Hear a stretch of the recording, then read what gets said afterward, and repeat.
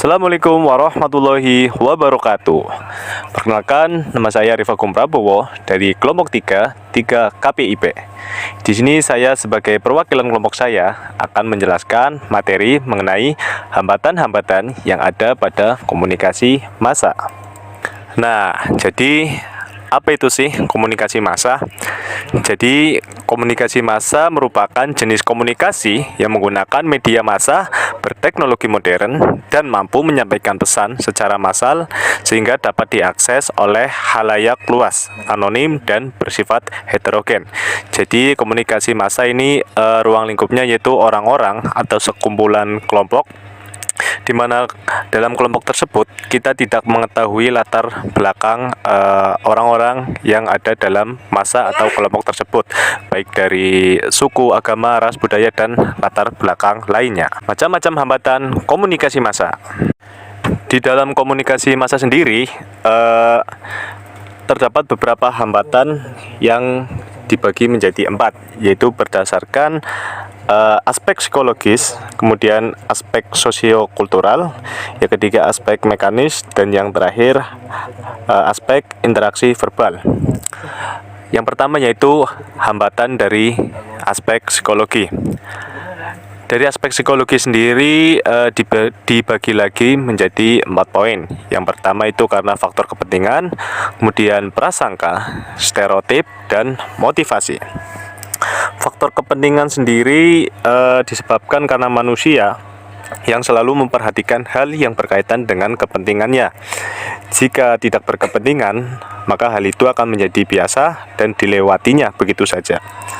Hal ini didukung dengan karakter komunikan atau si penerima pesan dalam komunikasi massa yang dicirikan dengan latar belakang yang berbeda atau heterogen.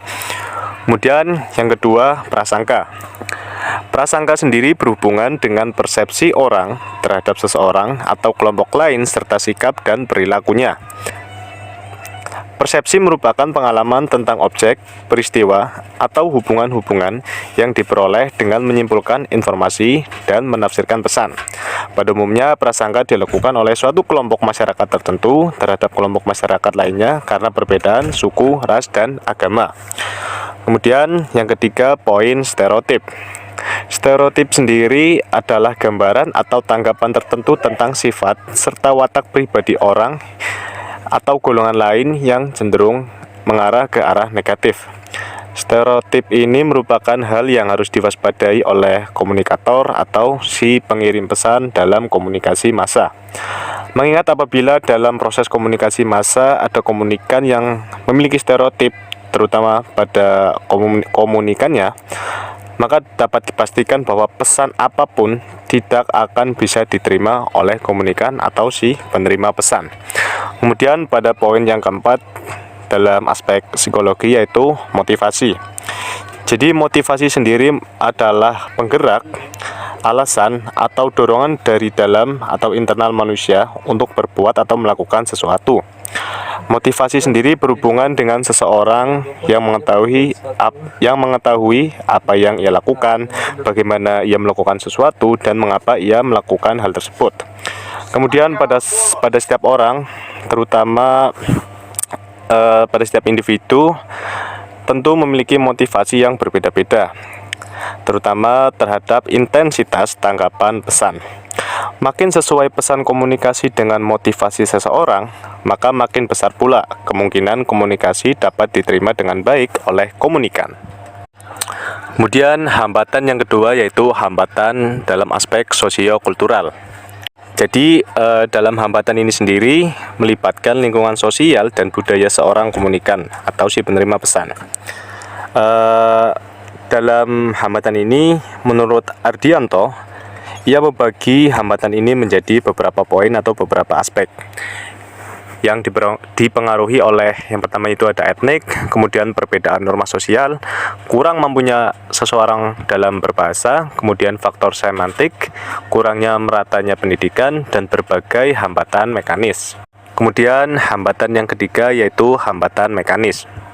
Hambatan mekanis sendiri lebih cenderung mengarah atau berkaitan mengenai hal-hal atau aspek-aspek yang bersifat teknis, seperti yang berkaitan dengan penggunaan media atau perangkat yang digunakan dalam komunikasi massa, kemudian keadaan seperti contoh kondisi cuaca atau bahkan kondisi dari seorang pelaku komunikasi massa itu sendiri.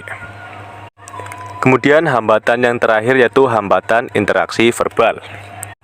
Dalam hambatan kali ini dibagi menjadi 4 jenis. Yang pertama ada polarisasi, kemudian ada orientasi intensional, kemudian evaluasi statis, dan indiskriminasi. Yang pertama yaitu polarisasi, yaitu kecenderungan manusia dalam melihat dunia pada bentuk lawan kata dan menguraikannya dalam bentuk ekstrim seperti baik atau buruk, positif atau negatif, sehat atau sakit, pandai atau bodoh, dan lain-lain. Jadi di sini polarisasi sendiri adalah kecenderungan manusia untuk menilai sesuatu dengan ekstrim atau mutlak seperti iya atau tidak, baik atau buruk, positif atau negatif. Kemudian jenis yang kedua yaitu orientasi intensional, yaitu kecenderungan untuk melihat seseorang, objek, dan suatu kejadian sesuai dengan ciri yang melekat kepadanya. Dan hal ini menyebabkan seolah-olah labeling atau julukan itu lebih penting daripada orangnya. Seperti contoh, kita melihat host televisi pada wajah dan penampilannya saja, tetapi bukan pada program yang dibawakannya. Kemudian jenis yang ketiga yaitu evaluasi statis. Pada jenis ini yaitu kecenderungan memberi penilaian terhadap komunikator atau sajian media secara permanen, tidak berubah. Jadi pandangan ini itu terjadi ketika pada saat pertama kali seorang komunikan melihat komunikatornya itu tidak memiliki hal yang tidak baik, maka pandangan si komunikan terhadap komunikator atau pengirim pesan akan selalu buruk karena kesan pertama yang ia lihat yaitu kesan buruk itu tadi. Kemudian jenis yang terakhir pada hambatan interaksi verbal yaitu indiskriminasi.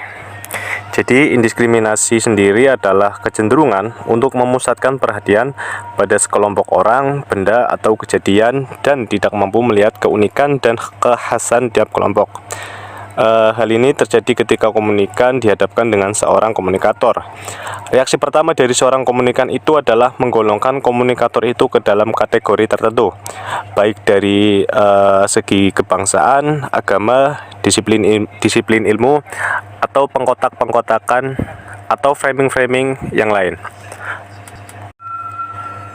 Komponen hambatan dalam komunikasi massa. Jadi dalam hambatan komunikasi massa terdapat faktor-faktor yang melatar belakangi mengapa hambatan itu muncul. Ada hambatan dari pengirim pesan, kemudian hambatan dari bahasa atau sandi, hambatan media, hambatan dalam simbol, kemudian hambatan dari penerima pesan. Yang pertama yaitu hambatan dari pengirim pesan. Jadi hambatan dari pengirim pesan itu terjadi karena faktor si komunikator atau pengirim pesan. Baik itu dilatar belakangi oleh seorang komunikator yang tidak menguasai bahasa atau secara emosional, bahkan secara teknis. Kemudian hambatan media. Hambatan media lebih cenderung mengarah ke hal-hal yang bersifat teknis. Seperti contoh kerusakan pada peralatan yang digunakan dalam melakukan komunikasi massa, gangguan cuaca, sinyal, atau bahkan perangkat itu sendiri. Kemudian hambatan dari bahasa dan sandi.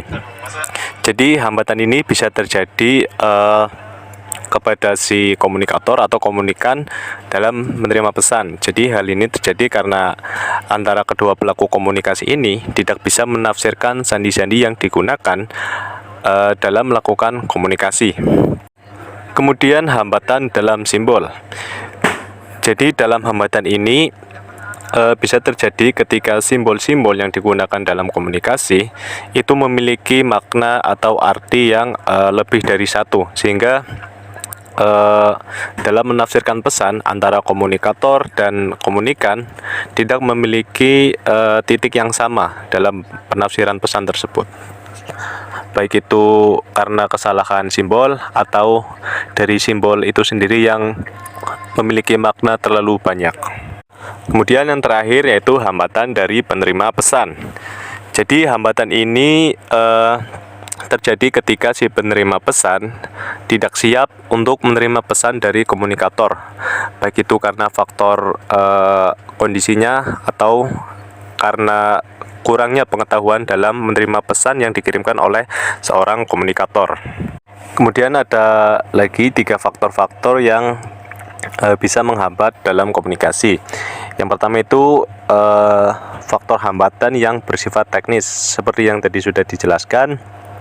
Jadi faktor ini lebih mengarah ke hal-hal yang bersifat teknis, seperti kurang persiapannya sarana dan prasarana yang digunakan dalam berkomunikasi, baik itu secara perangkat, media, sinyal, cuaca, dan lain-lain. Atau bahkan bisa jadi disebabkan oleh kondisi manusia itu sendiri yang melakukan proses komunikasi tersebut. Kemudian yang kedua yaitu hambatan semantik. Jadi hambatan semantik sendiri itu berhubungan dengan bahasa, di mana di situ ada struktur bahasa, pemilihan diksi-diksi atau kalimat dan kata atau yang lainnya yang berhubungan dengan kebahasaan. Kemudian yang terakhir hambatan perilaku. Jadi hambatan perilaku ini dilatar belakangi atau disebabkan oleh kedua pelaku komunikasi, baik itu dari komunikator atau komunikan. Bisa jadi disebabkan karena faktor subjektivitas perilaku, kemudian faktor prasangka yang didasari karena emosional, kemudian yang terakhir karena sifat atau sikap yang terlalu otoriter. Nah, jadi itu penjelasan dari saya mengenai hambatan-hambatan yang ada dalam komunikasi massa.